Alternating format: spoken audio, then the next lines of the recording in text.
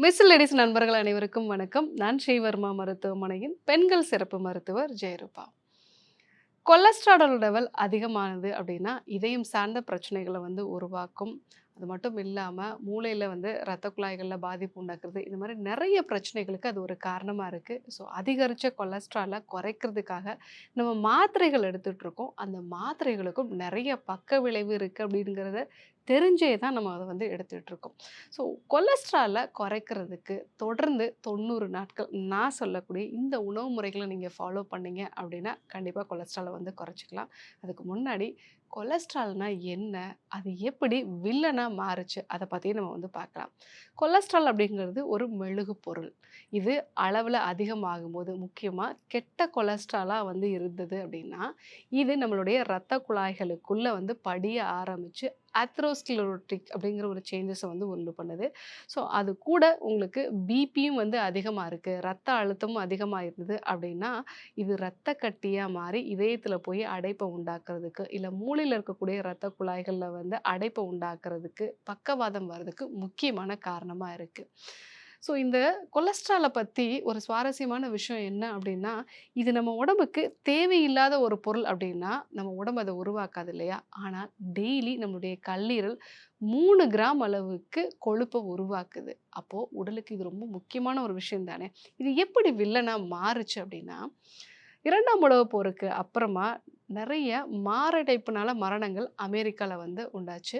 அந்த சமயத்துல அங்க அதிபரா இருந்த ஐசனோவர் அப்படிங்கிற நபருக்கு ஹார்ட் அட்டாக் வந்துச்சு. அப்போ உலகமே பதட்டப்பட்டுச்சு. எதனால ஹார்ட் அட்டாக் வருது? ஸோ இம்மீடியட்டா இத பத்தி ரிசர்ச் பண்ணுங்கன்னு சொல்லும்பொழுது, அப்பதான் அன்சில்கி அப்படிங்கிற ஒரு நபர் 7 கண்ட்ரி ரிசர்ச் அப்படிங்கிறத குடுத்தாரு. அதாவது என்னன்னா, 7 கண்ட்ரில நடந்த அந்த ரிசர்ச் படி, அதிகமா கொழுப்பு சார்ந்த உணவுகள சாப்பிடுறவங்களுக்கு இதயத்துல அடைப்பு உண்டாகிறது அப்படிங்கிற மாரி ஒரு தவறான தகவல குடுத்தாரு. ஏன்னா, கொழுப்பு அதிகமா சாப்பிடக்கூடிய உணவுகளால மட்டும் நமக்கு இதயத்தில பாதிப்பு வரதில்ல. அது கூட இன்ஃப்ளமேஷனும் இருக்கு. மன அழுத்தமும் இருக்கு. ஸோ, நம்மளுடைய இரத்த குழாய்கள்ல காயம் உருவாகிற அளவுக்கு நமக்கு இன்ஃப்ளமேஷன் இருக்கு அப்படின்னா தான், அது இதயத்தில அடைப்ப உண்டாக்கும். ஸோ, இது நமக்கு தெரியாம அப்போவே அந்த ரிசர்ச்ல என்னன்னா, வெறும் கொழுப்பு சார்ந்த பொருட்கள சாப்பிடுறதுனால மட்டும் தான் இந்த மாரடைப்பு உருவாகுது அப்படிங்கிற மாரி ஒரு ரிசர்ச்ச பண்ணி குடுத்துருக்கிறாரு. அப்பவே நெறைய ஆராய்ச்சியாளர்கள் அத எதிர்த்தாங்க. ஆனாலும் இவர் நல்ல ஒரு பேசக்கூடிய ஒரு திறமையான ஒரு நபர். இந்த அன்சல் கீ அப்படிங்கிற நபர். ஸோ இவர் நான் பண்ண ரிசர்ச்ல கண்டிப்பா கொழுப்பு சார்ந்த உணவுகள் தான் இது பிரச்சனைக்குரிய விஷயமா இருக்கு. மாரடைப்புக்கு அப்படிங்கிற மாரி அவரு சொல்லிட்டாரு. ஸோ அதனால நெறைய பேர் கொழுப்பு சார்ந்த உணவுகள தவிர்த்துட்டாங்க. ஆனாலும் மாரடைப்புகள் தொடர்ந்துகிட்டே தான் இருந்தது. அதுக்கப்புறமா தான் அதிகமா சர்க்கரை சாப்பிடுறது, மன அழுத்தம் உருவாகிறது, இதெல்லாம் காரணம் அப்படிங்கிறத கண்டுபிடிச்சாங்க. ஸோ கொழுப்பு அதிகமா இருக்கும் பொழுது என்னென்ன பிரச்சனைகள்லாம் வரும்? மெயினா நம்ம உடம்புல 2 விதமான கொழுப்பு இருக்கு. நெறைய பேருக்கு இந்த ஒரு விஷயத்திலேயே மனதளவுல ஒரு குழப்பமான ஒரு நிலையிலே இருப்பாங்க. எது நல்ல கொலஸ்ட்ரால்? எது ஒரு கெட்ட கொலஸ்ட்ரால்? இந்த எல்டிஎல் மாதிரியான கெட்ட கொலஸ்ட்ரால் ரத்த குழாய்கள்ல போய் படிய ஆரம்பிக்கும். இதுவே ஹெச்டிஎல் மாரியான நல்ல கொலஸ்ட்ரால் ரத்த குழாய்கள்ல கொழுப்பு படிகிறத குறைச்சு, உடம்புலேருந்து நெறைய கொலஸ்ட்ரால வெளியேற்றிடும். உடம்புக்கு தேவையில்லாத கொலஸ்ட்ரால வெளியேற்றிடும். அப்ப ஹெச்டிஎல் கொலஸ்ட்ரால் அதிகமா இருக்கணும். எல்டிஎல் கொலஸ்ட்ரால் கம்மியா இருக்கணும். அடுத்ததா கொழுப்ப கரைக்கக்கூடிய உணவு முறைகள நம்ம பார்க்கலாம். ஸோ இத 2 விதமா நம்ம பிரிச்சுக்கலாம். எல்டிஎல் கொலஸ்ட்ராலோட அளவ குறைக்கக்கூடிய உணவுகள், ஹெச்டிஎல் கொலஸ்ட்ராலோட அளவ அதிகப்படுத்தக்கூடிய உணவுகள். இந்த எல்டிஎல் கொலஸ்ட்ரால குறைக்கணும் அப்டின்னா, நல்ல நார்ச்சத்து இருக்கக்கூடிய உணவுப் பொருட்களா இருக்கணும். அதுவும் கரையக்கூடிய நார்ச்சத்தா இருக்கணும். அது மட்டும் இல்லாம தாவர ஸ்டீரால்கள் இருக்கக்கூடிய உணவுப் பொருட்களா இருந்துச்சு அப்டின்னா, அது ஈஸியா எல்டிஎல் அளவ குறைக்கும். ஸோ எல்டிஎல் அளவ குறைக்கிறதுக்கு முதல்ல நம்ம சாப்பிட வேண்டிய உணவு பார்லி கஞ்சி. இந்த பார்லியில பீட்டா குளுக்கான் அப்படிங்கிற ஒரு வேதிப்பொருள் இருக்கு. இது நம்ம குடல்ல ஜெல் மாதிரி படிஞ்சு சாப்பிடக்கூடிய உணவுகள்லேருந்து அதிகமா கொலஸ்ட்ரால் உற்பத்தி ஆகுறதையும், அந்த கொலஸ்ட்ரால் ரத்தத்தில கலக்கிறதையுமே குறைக்குது. ஸோ பார்லி கஞ்சி வாரத்தில 3 அல்லது 4 நாள் நீங்க எடுத்துக்கிட்டீங்க அப்படின்னாலே, உங்களுடைய கொலஸ்ட்ரால் அளவு நல்லா குறையறத பார்க்கலாம். 2வது பயறு வகைகள். முக்கியமா வேக வச்ச கொண்டைக்கடலை, பச்சை பயறு, ராஜ்மா, காராமணி இந்த மாரி பயறு வகைகள காலை உணவுல வந்து எடுத்துக்கிட்டோம் அப்படின்னா, இதுல அதிகப்படியான புரோட்டீன் வந்து இருக்கு. இந்த புரோட்டீன் வந்து உங்க செரிமான சக்திய நல்லா வந்து இம்ப்ரூவ் பண்ணும். அது அதிகப்படியா இருக்கக்கூடிய கொழுப்ப உடம்ப விட்டு வெளியேற்றதுக்கு ரொம்ப யூஸ்ஃபுல்லா இருக்கும். ஸோ அதே மாதிரி இது வயித்துக்கு நிரம்பின ஒரு உணர்வ குடுக்கறதுனால, நீங்க அதிகமான உணவையும் வந்து எடுத்துக்க மாட்டீங்க. ஸோ ரெகுலரா ஏதாவது ஒரு பயறு வகைகள காலை உணவுல வந்து எடுத்துக்கிட்டீங்க, இல்ல வந்து ஈவ்னிங் வந்து ஒரு ஸ்நாக்கா வந்து எடுத்துக்கிட்டீங்க அப்படின்னா, உங்களுடைய இந்த கொலஸ்ட்ரால் அளவு நல்லா குறையறத வந்து நீங்க பார்க்கலாம். 3வது அதிகமா நார்ச்சத்து இருக்கக்கூடிய காய்கறிகள். முக்கியமா வெண்டைக்காய், முட்டைக்கோஸ், ப்ரொக்கோலி இந்த மாதிரியான காய்கறிகள் எடுத்துக்கிட்டீங்க அப்படின்னா, இதில இருக்கக்கூடிய குளுக்கோசினோலைட்ஸ் அப்படிங்கிற வேதிப்பொருள் வந்து அதிகமா கொலஸ்ட்ரால் வந்து அப்சர்வ் ஆகுறத வந்து இது குறைக்கும்.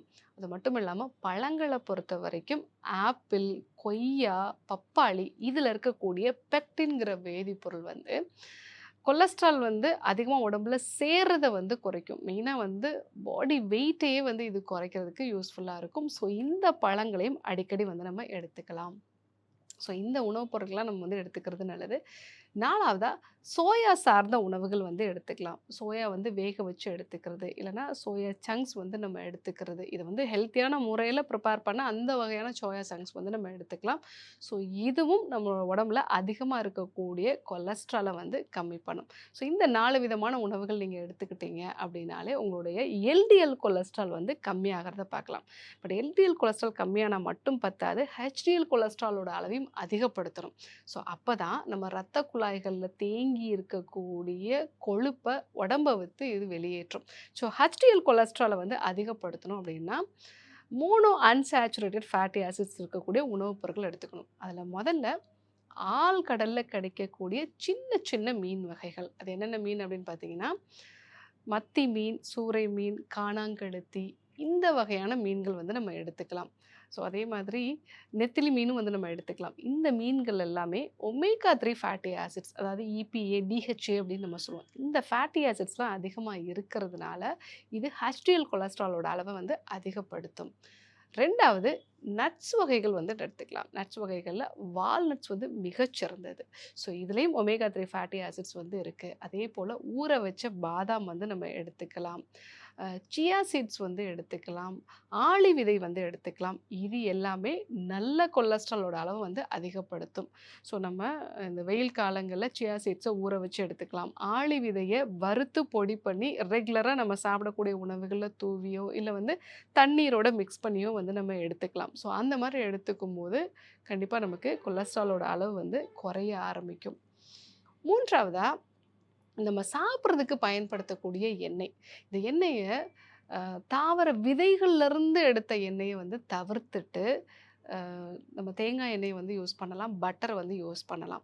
ஸோ இத அளவா யூஸ் பண்ணும் பொழுது, ஒரு நாளைக்கு ஒரு 3 ஸ்பூன் அளவுக்கு நமக்கு போதுமானதா இருக்கும். ஸோ அந்த மாரி நம்ம வந்து யூஸ் பண்ணோம் அப்டின்னா, நமக்கு கொலஸ்ட்ரால் குறையும்.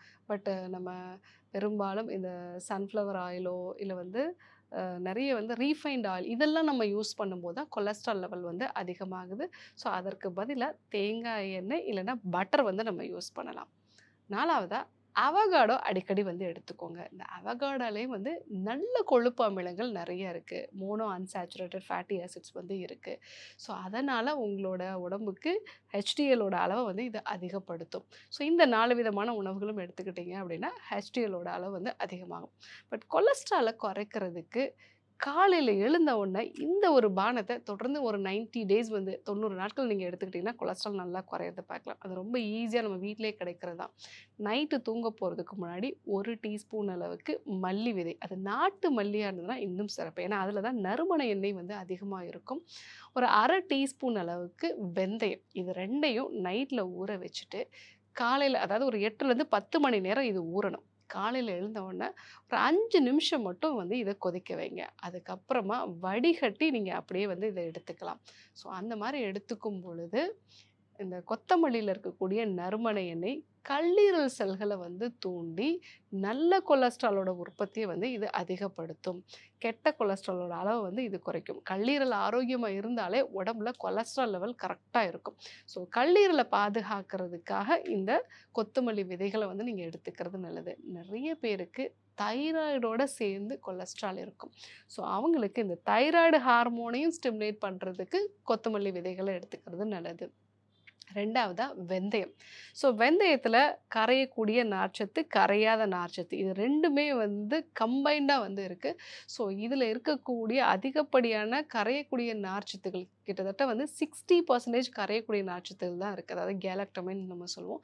ஸோ இது நம்ம சாப்பிடும் பொழுது காலையில வெறும் வயித்துல சாப்பிடும்போது, அடுத்ததா நம்ம சாப்பிடக்கூடிய கார்போஹைட்ரேட் சார்ந்த உணவுகள அப்சர்வ் பண்ணாம வந்து இது குறைக்கும். ஸோ அதன் மூலமாகவும் இன்சுலின் ரெசிஸ்டன்ஸ வந்து இம்ப்ரூவ் பண்றதன் மூலமாகவுமே நமக்கு கொலஸ்ட்ராலோட அளவு வந்து குறைக்கக்கூடியது. ஸோ ரெகுலரா ஒரு 90 டேஸ் நான் சொன்ன இந்த உணவு முறைகளோட காலை வேளைகள்ல கொத்துமல்லியும், வெந்தயமும் சேர்ந்த டீ. இத நீங்க ஃபாலோ பண்ணீங்க அப்படின்னாலே, உங்களுடைய கொலஸ்ட்ரால் மாத்திரைகளே இல்லாமலே கண்ட்ரோல் ஆகுறத நீங்களே பார்க்கலாம். இது கூட 45 மினிட்ஸ் பிரிஸ்கான ஒரு வாக் பண்றது, உங்க ஸ்ட்ரெஸ்ஸ மேனேஜ் பண்றதுக்கு சுவாச பயிற்சிகள், தியான பயிற்சிகள மேற்கொள்றது, இதெல்லாம் நீங்க ஃபாலோ பண்ணணும். நெறைய பேர் கேட்பாங்க, டாக்டர் கொலஸ்ட்ராலுக்கு சாப்பாட தானே கண்ட்ரோல் பண்ணணும். நீங்க ஏன் ஸ்ட்ரெஸ்ஸ வந்து குறைக்க சொல்றீங்க? நம்ம பாடியில கொலஸ்ட்ரால் அப்படிங்கிறது ஒரு ரா மெட்டீரியல் மாரி. இதில இருந்து தான் அ ஈஸ்ட்ரோஜன், ப்ரொஜெஸ்ட்ரான், ஈவன் கார்ட்டிசால் இந்த மாதிரியான ஹார்மோன்ஸ் எல்லாமே வந்து உருவாகும். ஸோ நீங்க அதிகமா வந்து கோபப்படக்கூடிய ஒரு நபர், அதிகமா ஸ்ட்ரெஸ் ஆகக்கூடிய நபர் அப்படின்னா, உங்க உடம்பு எப்பவுமே கொலஸ்ட்ரால ஒரு ஸ்டாக் மாரி வச்சிருக்கும். ஏன்னா, நீங்க எப்போ கோபப்படுவீங்கன்னு தெரியாது. எப்போ பதட்டப்படுவீங்கன்னு தெரியாது. உங்களுக்கு இம்மீடியட்டா கார்ட்டிசால் வந்து தேவை. கார்ட்டிசால் இல்லன்னா, அந்த மாதிரியான சூழ்நிலைய உங்களால சமாளிக்க முடியாது. ஸோ, அப்ப என்ன பண்ணும்? உடம்பு எப்பவுமே கொலஸ்ட்ரால ஒரு ஸ்டாக்கா வச்சிருக்கும். அதனால தான் நெறைய பேருக்கு வந்து 20 வயதுகள்ல ஈவன் இப்பலாம் பார்த்தீங்கன்னா, டீனேஜ்ல இருக்கக்கூடிய குழந்தைகளுக்கு கூட கொலஸ்ட்ரால் அதிகமா இருக்கு. ஸோ, அந்த மாதிரி எப்பவுமே உங்க பாடி வந்து ஒரு ஸ்டாக் வந்து அதிகமாவே வந்து வச்சிருக்கும். ஸோ, உங்க ஸ்ட்ரெஸ்ஸையும், மன பயத்தையும், அதிகப்படியான பதட்டத்தையும் நீங்க வந்து குறைச்சீங்கன்னா தான் கொலஸ்ட்ரால் கம்ப்ளீட்டா சரியாகும். ஸோ, அப்போ சுவாச பயிற்சிகள், தியான பயிற்சிகள் இதெல்லாம் சேர்த்து ஃபாலோ பண்ண வேண்டியது அவசியம். இன்னைக்கு கொலஸ்ட்ரால் அப்படிங்கிறது என்ன? அது நம்ம உடம்புல எப்படி வில்லனா மாறுச்சு அப்படிங்கிற ஒரு விஷயத்தையும் நம்ம பார்த்தோம். கொலஸ்ட்ரால குறைக்கிறதுக்கான உணவு முறைகளையும் வந்து நம்ம பார்த்தோம். காலையில எழுந்த உடனே இந்த ஒரு டீய குடிக்கிறது மூலமா நம்ம கொலஸ்ட்ரால குறைக்க முடியும் அப்படிங்கிறதையும் நம்ம வந்து தெரிஞ்சுக்கிட்டோம்.